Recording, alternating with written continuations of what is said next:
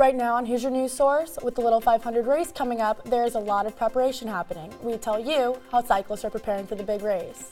And the Zeta Tau Alpha sorority held their annual Big Man on Campus Philanthropy event.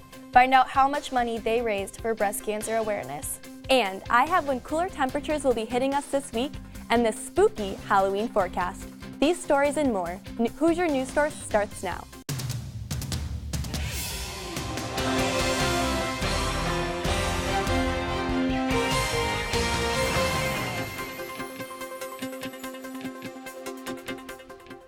Hello and welcome to this week's episode of Hoosier News Source. I'm Caitlin Berman. And I'm Kendall Yankowski.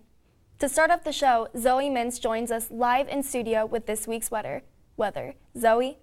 Thanks, Kendall. Wednesday, we'll be beginning to see some of the cooler fall temperatures, not that we're used to it, but at beginning your day, 10 a.m., 43 degrees, and it's not going to get much warmer. It's going to be pretty chilly throughout the day, so you're going to want to grab a jacket.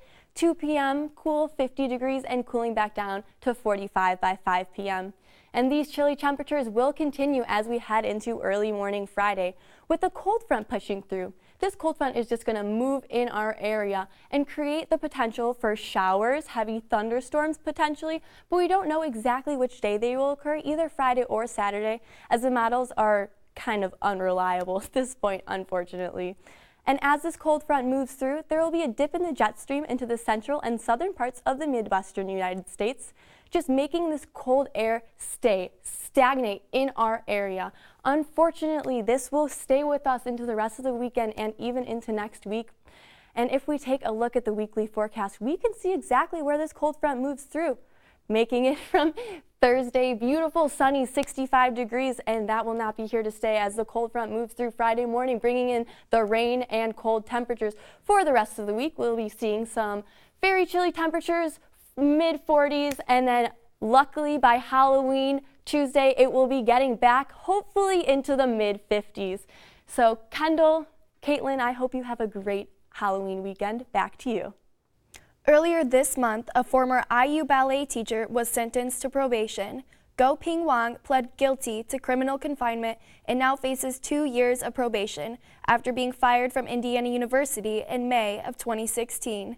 Wang was accused of sexual assault in 2016, but the sexual battery charge was dismissed. It is unknown at this point whether or not he has been employed after the allegation.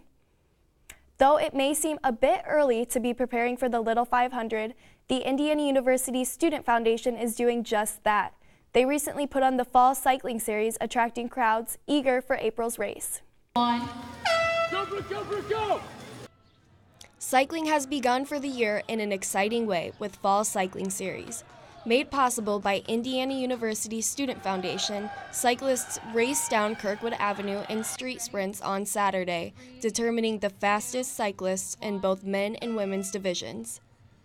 So this is our second event of the Fall Cycling Series. It's called Street Sprints, and it's obviously here on Kirkwood Avenue. It's based off of the top 16 riders, per heat, and then it's by fastest times.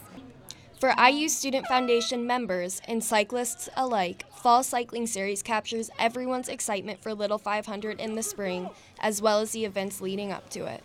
So basically with Fall Series, I get really excited because I kind of get to see who's top riders and what top teams are there. Fall Series is cool because it kind of gives you a chance to come together as a team early on in the season, and kind of like I said, be a preseason for the event, the race.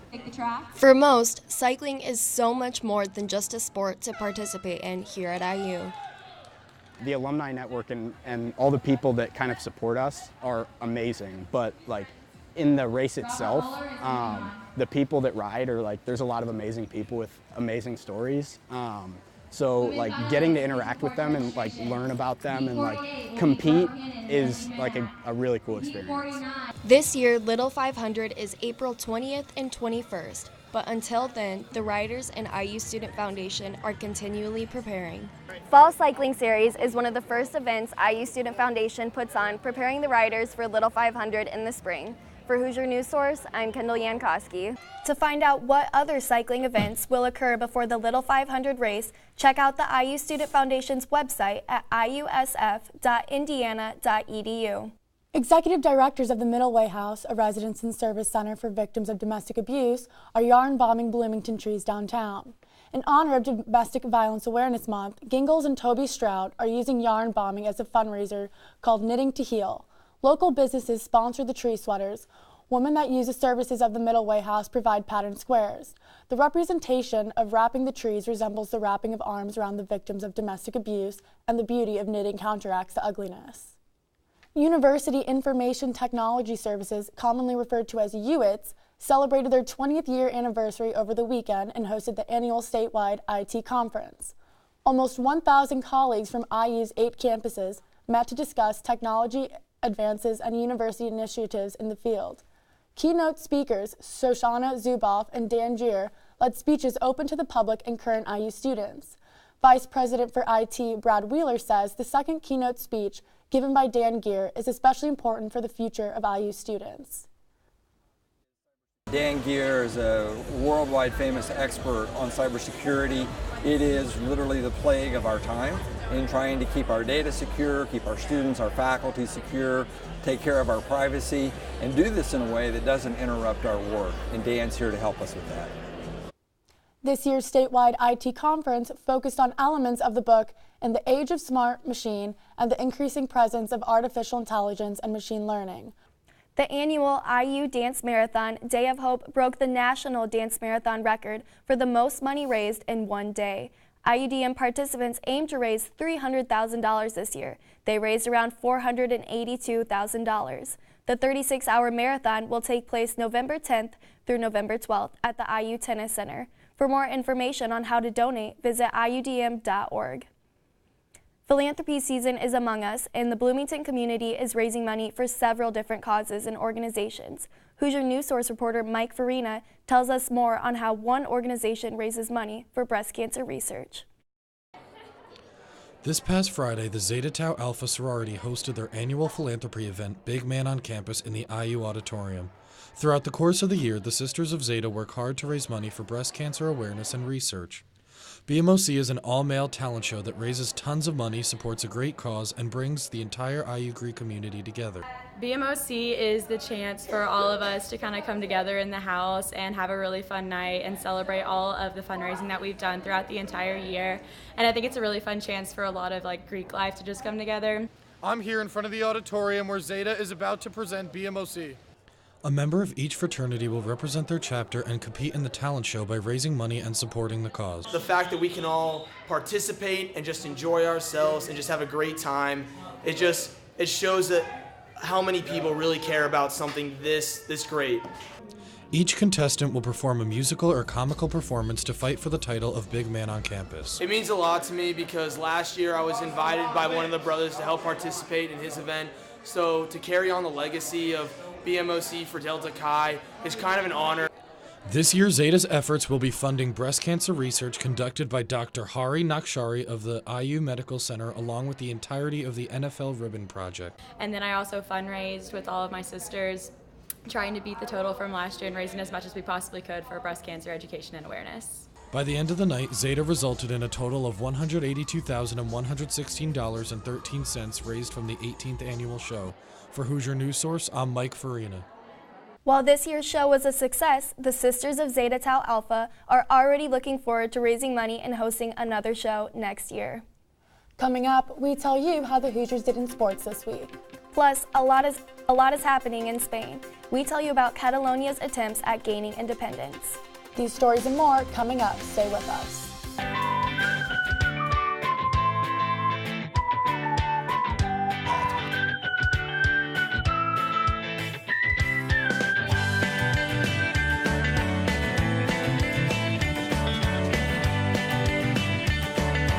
And it's an honor to be here.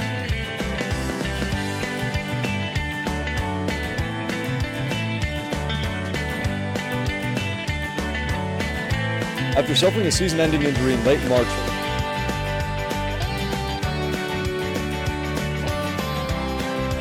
as you can see behind me,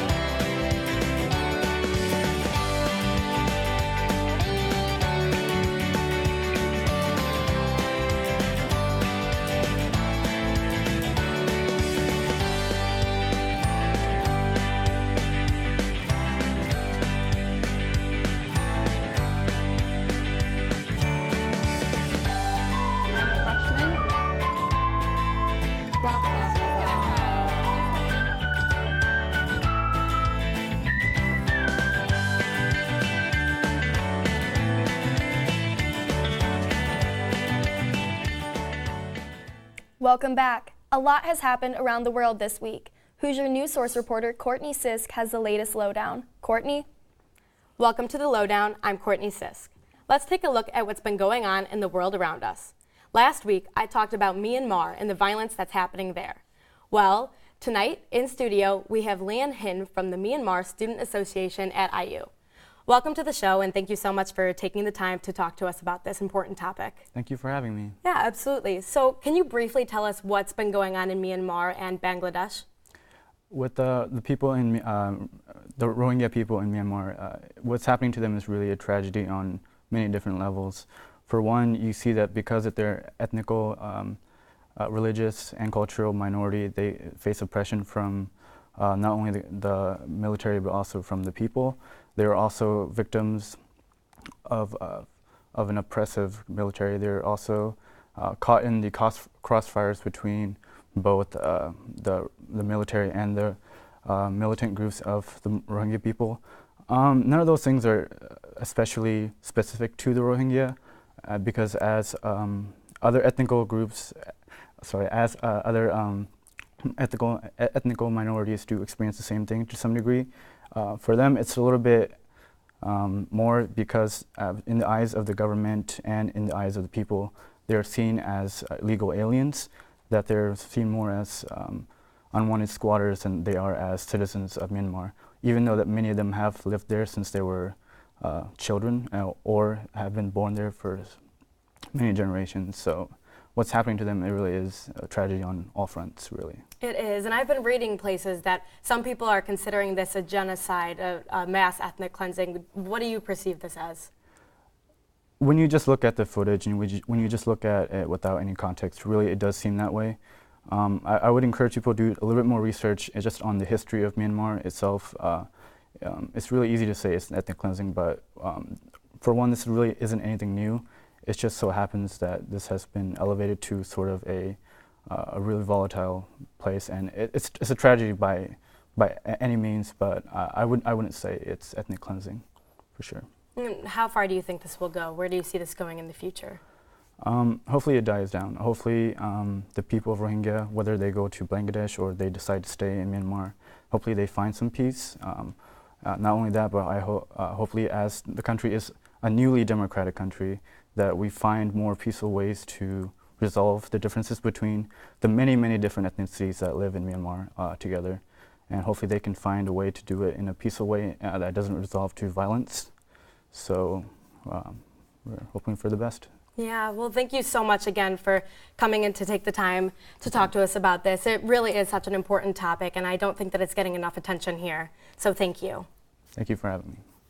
All right, well, another important news topic from this week. Spain is prepared to take drastic measures to stop Catalonia from gaining its independence. Prime Minister Mariano Rajoy of Spain announced that he will remove Catalonia leader and begin the process of control by the central government in Madrid.